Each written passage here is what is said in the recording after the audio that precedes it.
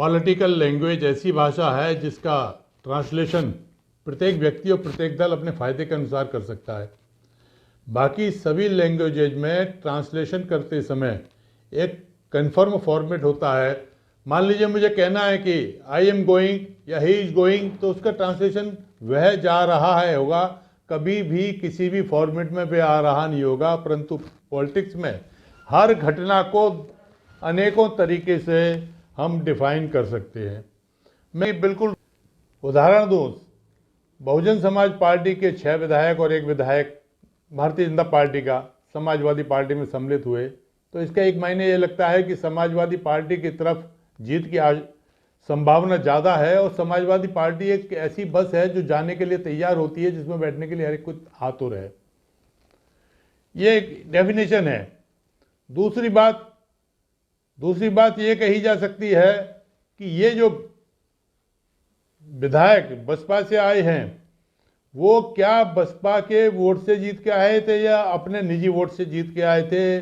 बसपा के नेता कहेंगे कि बसपा के वोट से जीते हुए विधायक हैं, हमने इन्हें डिस्कार्ड किया इसलिए समाजवादी पार्टी में गए, या इन भारतीय जनता पार्टी के 1 और बहुजन समाज पार्टी के 6 विधायकों को बसपा का टिकट न मिलना तय था, इसलिए वो कूद के समाजवादी पार्टी में गए। एक बात और भी इसको तरीके से डिफाइन कर सकते हैं कि जब ये विधायक समाजवादी पार्टी में जाएंगे तो जिन क्षेत्रों से चुन के गए हैं उन क्षेत्रों में इन विधायकों को समाजवादी पार्टी टिकट देगी, तो क्या उन क्षेत्रों के जो व्यक्ति अपनी आकांक्षा रखते थे चुनाव लड़ने के लिए, क्या उनके मन पर यह असर नहीं होगा कि आंतरिक रूप से वो विद्रोही नहीं हो जाएंगे। तो ये एक तमाम तरीके से, जैसे मैंने कहा, इसकी डेफिनेशन है, ये विश्लेषण है। मैं आपको स्पष्ट कर दूं कि ये मात्र एक राजनीतिक विश्लेषण है, किसी पार्टी का समर्थन या किसी पार्टी के साथ हमें किसी पार्टी को ऊंचा या नीचे गिराने की कोई बात नहीं है। अब एक उदाहरण और देता हूँ। श्रीमती प्रियंका वडेरा की बनारस में एक सभा हुई। उस सभा में प्रियंका गांधी जी ने हर धर्म के कुछ उद्धरण किए और नारे लगवाए जैसे। तो उस नारों में सबसे ज़्यादा हर्षित ध्वनि जहाँ हुई है वो हर हर महादेव के नारे पर हुई। उन्होंने कुरान से भी लिया, गुरबाणी से भी लिया और अन्य धार्मिक ग्रंथों से भी उन्होंने कुछ उद्धरण लिए, परंतु सबसे ज़्यादा हर्षित जनता की तरफ से जो आवाज़ आई वो हर हर महादेव के पाई। तो क्या ये माना जाए कि उस मीटिंग में क्योंकि हिंदू बहुत ज़्यादा संख्या में थे, तो कांग्रेस ये समझ सकती है कि उनको हिंदू वोट मिल रहा है, ये उनकी एक परिभाषा है।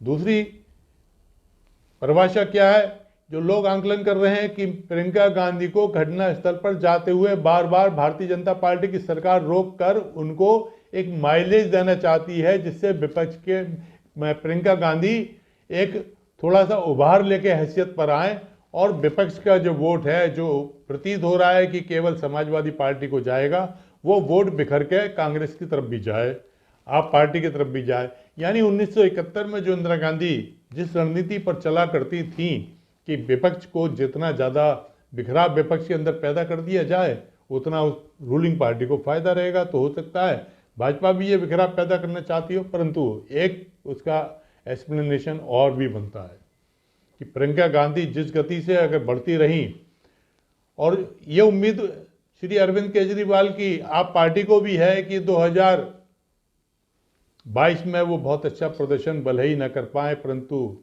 कांग्रेस और आप पार्टी 2024 के लोकसभा चुनाव में अच्छा प्रदर्शन करके ये भी संभावना व्यक्त कर रहे हैं कि उस समय विपक्ष का वोट जो आज समाजवादी पार्टी के पास है वो वहाँ उधर फ्लोट हो जाए, उधर की तरफ चला जाए, कांग्रेस की तरफ भी जा सकता है, आप पार्टी की तरफ भी जा सकता है। ये संभावना है, राजनीतिक संभावनाओं का एक खेल है, और संभावनाओं के खेल में कोई ये कहे कि किसका गठबंधन किसके साथ होगा, ये नहीं कहा जा सकता।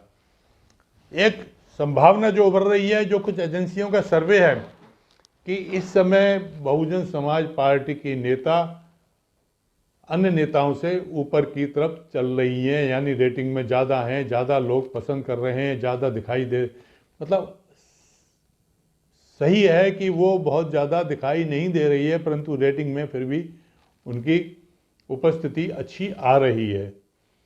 और एक परिकल्पना ये भी निकल कर आई है, मैं राजनीतिक विश्लेषण कर रहा हूँ इसलिए सारी बातों संभावनाओं को लेकर चलता हूँ, कि एक संभावना है कि यदि 1993 की तरह समाजवादी पार्टी और बहुजन समाजवादी पार्टी एक होकर लड़ जाए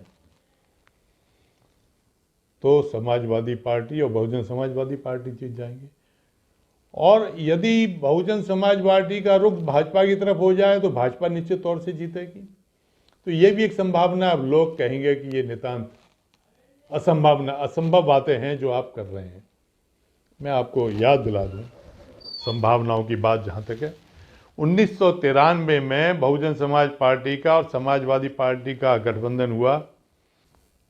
गेस्ट हाउस प्रकरण के बाद लोग टाल ठोक कर कहते थे कि समाजवादी पार्टी और बहुजन समाजवादी पार्टी का अब जुड़ाव असंभव है, परंतु 2019 के लोकसभा चुनाव में दोनों का तालमेल हुआ। तो ये विभिन्न अलग अलग प्रगति की अगर हम देखें तो भारतीय जनता पार्टी का मुफ्ती मोहम्मद के साथ कश्मीर में समझौता हुआ, डॉक्टर राम मनोहर लोहिया का जनसंघ, जो कि भारतीय जनता पार्टी का पुराना नाम है, डॉक्टर राम मनोहर लोहिया का जनसंघ के साथ तालमेल बना। 1974 में मार्क्सवाद के निकट समाजवादी रहने वाले श्री जयप्रकाश नारायण जी के पीछे तत्कालीन जनसंघ, जो अब भारतीय जनता पार्टी हो गई है, उनके साथ साथ तो पीछे पीछे चली। कभी 89 में श्री मुलायम सिंह यादव ने भाजपा के साथ सरकार बनाई। दो विरोधी धुर बने बाबरी मस्जिद के मामले में, श्री कल्याण सिंह और श्री मुलायम सिंह यादव, इन दोनों का तालमेल हुआ। महाराष्ट्र में कांग्रेस और शिवसेना की सरकार में तालमेल होकर चल रहा है। ब्रिटिश पीरियड में भी अगर हम देखें, श्यामा प्रसाद मुखर्जी का और मुस्लिम लीग के साथ मिलकर बंगाल में सरकार बनी। तो ये जो भिन्न भिन्न प्रगति की जो तकरीबन अगर हम देखें तो मगध युग से अगर हम देखें तो मगध युग से लेकर औरंगजेब तक, इंग्लिश पीरियड में पूना पैक्ट हुआ, अंबेडकर और गांधी का, दो अलग अलग विचारधारा के लोग थे। तो अलग अलग विचारधारा के लोगों का भी राजनीति में अनेकों बार पैक्ट हुए हैं, संधियां हुई हैं, समझौते हुए हैं। इसलिए ये सोचना राजनीति में कि किस दल का किसके साथ समझौता नहीं होगा, ये बेकार है। हर चीज की संभावना है। मैं इसलिए राजनीतिक दल के कार्यकर्ताओं से एक बात जरूर कहना चाहूँगा कि वे राजनीति के नाम पर अपने संबंध, रिश्तेदारी, नातेदारी, मोहल्ला, मित्रता में खटास न आने दें। पता नहीं कौन से दल के शीर्ष नेता किसके साथ बातचीत करें। अनेकों नेता हैं, मैं अब नाम लूँगा, लिस्ट बड़ी हो जाएगी।